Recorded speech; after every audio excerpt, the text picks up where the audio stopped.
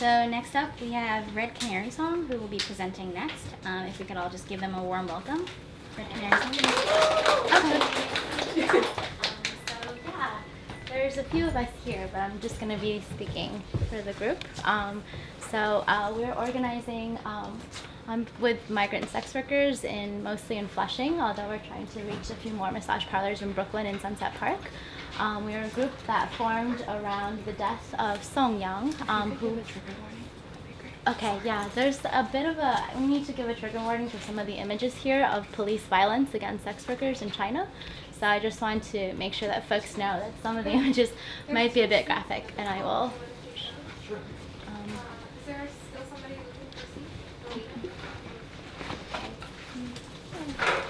Okay, so I'm gonna just go straight into the slides, but and in this I'm gonna be able to also talk to you a little bit more about what our group does.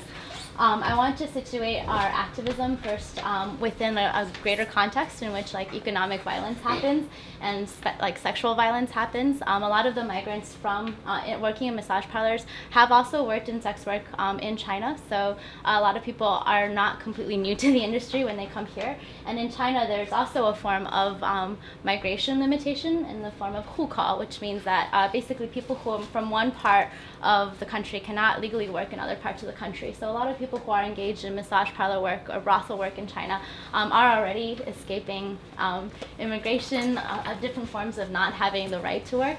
In 2014, there was a giant crackdown in China. In 4 months, 6,000 police raided 3,533 hotels, 2,000 saunas and karaoke bars.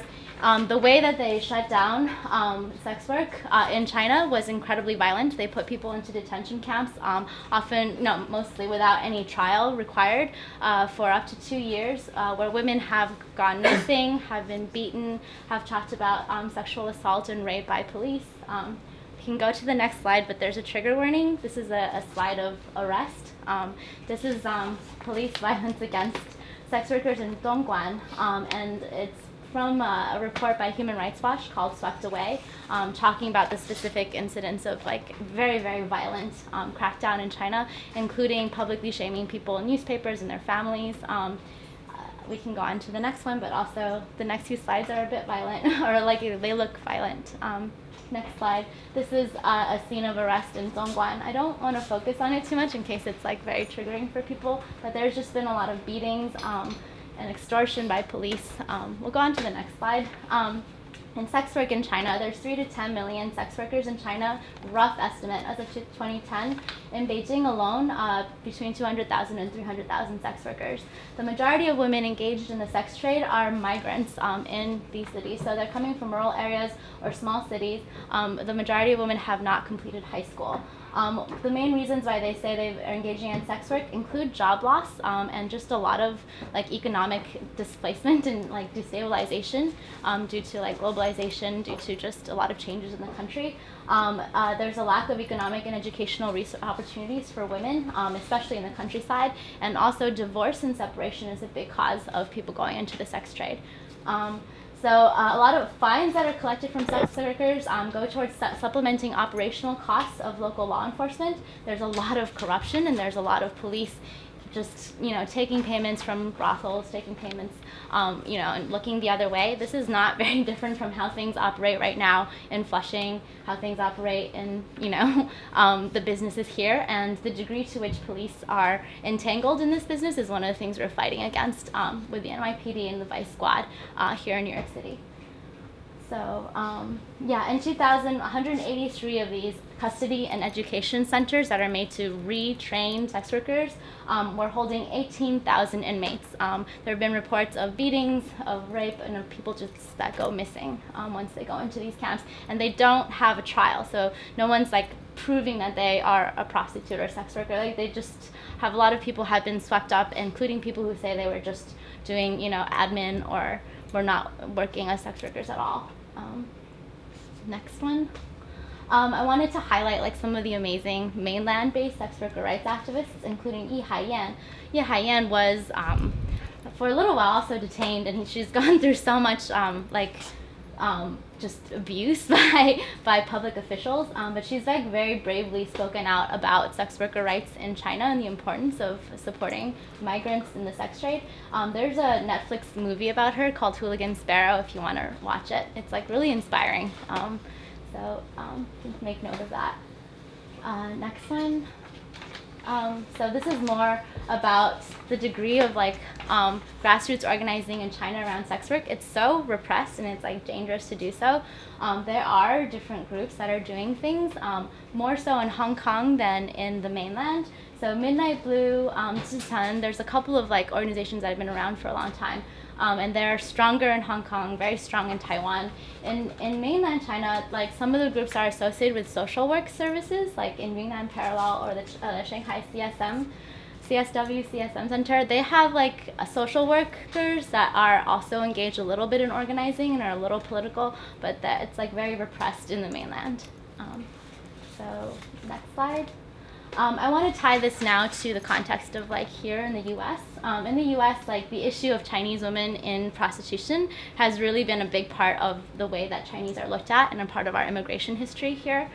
So the Chinese Exclusion Act of 1882, which is the first major law restricting immigration to the United States, was immediately preceded by the Page Act. We can go to the next slide. Of 1875. This specifically banned Chinese women from entering this country under the clause that they are most likely to be prostitutes. So this law targeted Chinese and said that Chinese women, if they do not have a husband that they belong to, or that they don't have bound feet that show that maybe they're upper class and may have a wealthy husband who can support them, then they should not be allowed into this country, which created a sort of economic dependence, basically, and that was already existing. There's definitely a huge gender inequality between Chinese men and women, but this was also codified into law in the way that immigration law was written here, and this was what preceded the first immigration law of any kind, specifically barring a national group. So whorephobia, fear of sex work, fear like misogyny against Chinese women led to the very first immigration law that restricted, a racial group, an ethnic group, a national group. So there was like stuff from the American Medical Association at that time who said that Chinese immigrants have distinct germs, referring to like Chinese prostitutes and saying that like mixing with Chinese women is going to cause you to get sick. And this comes out of like a real fear of miscegenation that was also happening at the time, and a desire to have Chinese come here only as a labor force, only to be railroad workers, not to become like permanent here in any way. And that's also kind of why the dynamics of gender were so screwed up in this country. Like men were brought in to be workers, men were not welcome to stay. And so sometimes women that were brought here were like not permanent. People were setting up these bachelor societies to be workers and to send money home.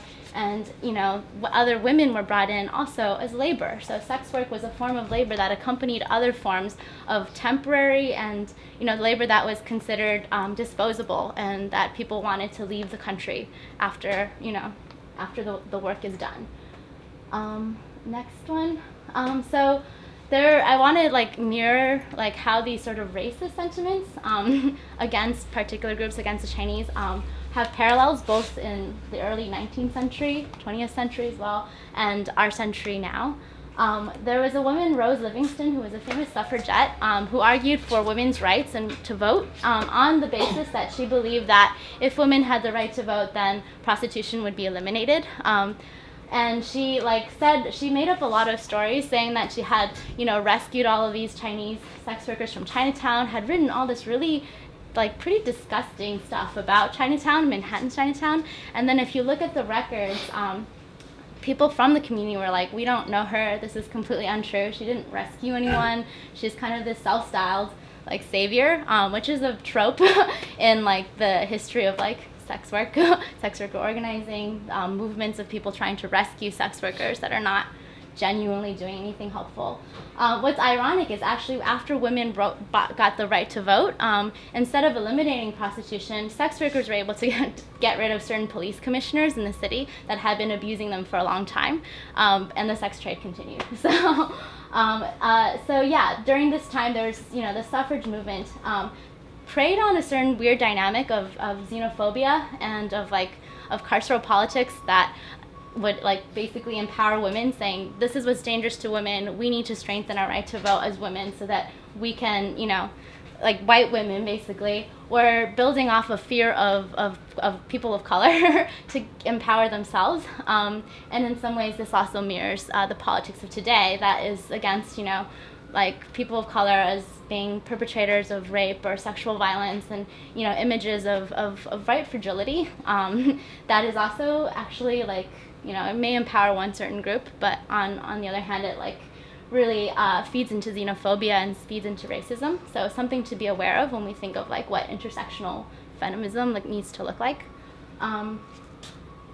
Also, yeah, this is also the creation of the first criminal law, Mann Act of 1910. That was what created the FBI. So just wanted to say that the first immigration law and the first federal criminal law were both stemmed from this fear of Chinese prostitution. So there's this long-standing fear of a specific group of women doing specific acts that is very much tied to racism and anti-Chinese sentiment in this country.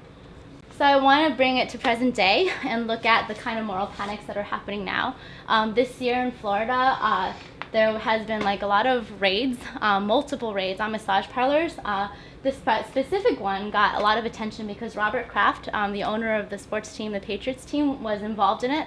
And so a lot of people were swept up in these raids under this guise of rescue, which is always the word that is used, you know, even back in the, you know, in the 1800s about Chinese women. And so the police went in, they, you know, there was like multiple departments from various counties, Martin County, Jasper County, the health department. They all came in and did 8 months of video surveillance, recording customers, recording women, and then swept up many women and put these 4 women under house arrest for multiple months, saying that they needed protection in case they were going to be contacted by pimps.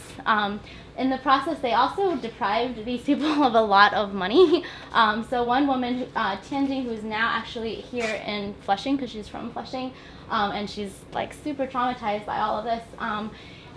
You know, they took $45K from her, which is kind of her life savings, and they found no incidents of trafficking.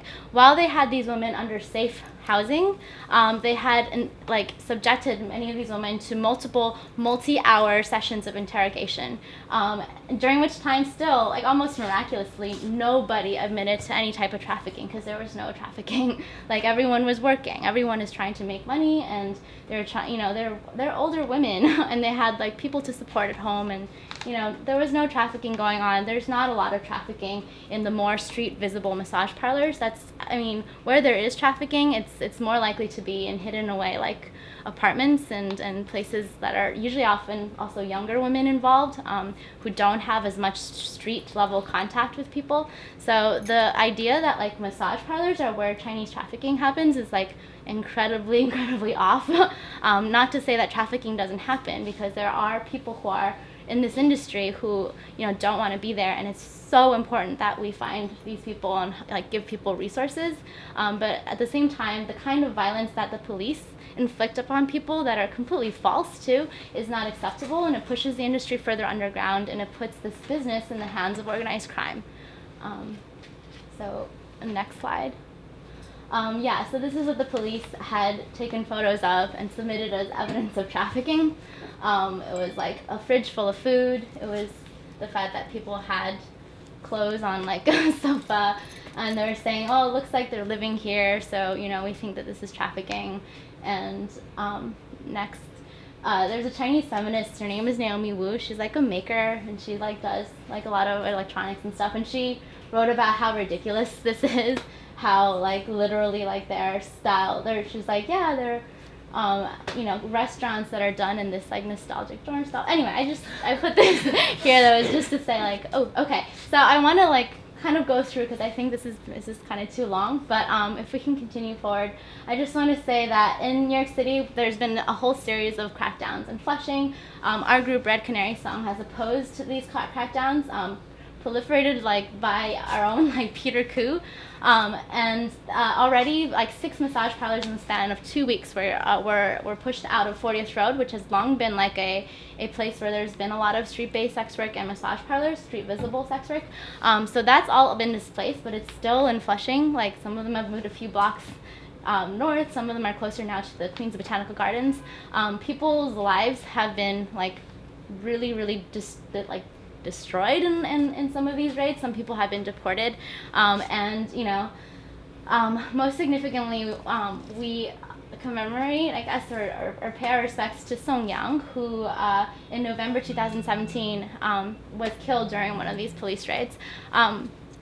It's the end of our time, but I just want to say that there's one of the reasons why we're so passionate about this is we connected with Song Yang's brother in 2016 because he was looking for legal help. He's now back in China with his mother, and we connected him with lawyers, tried to find support financially for this. And in the process of talking to other women working on 40th Road who were friends with Song Yang, we found that there's like a lot of police corruption going on. People keep saying that money gets taken away from them in terms of forfeiture, and it's like their life savings, and it's not helping them. This is not a good way to fight trafficking. And that we need to investigate. So we've been pressing forward, asking Assemblymember Ron Kim and others, and Yulin from Chinatown, to help us get an independent investigation of Vice, because there's some really shady stuff going on, and there's money going missing, and there's a lot of women that are being targeted unfairly, and these measures aren't like respectful of their rights or dignity, and it's not helping anyone. It's just literally robbing people who are like the most vulnerable. And so, yeah, this is the work we're trying to do, and yeah, thank you for listening.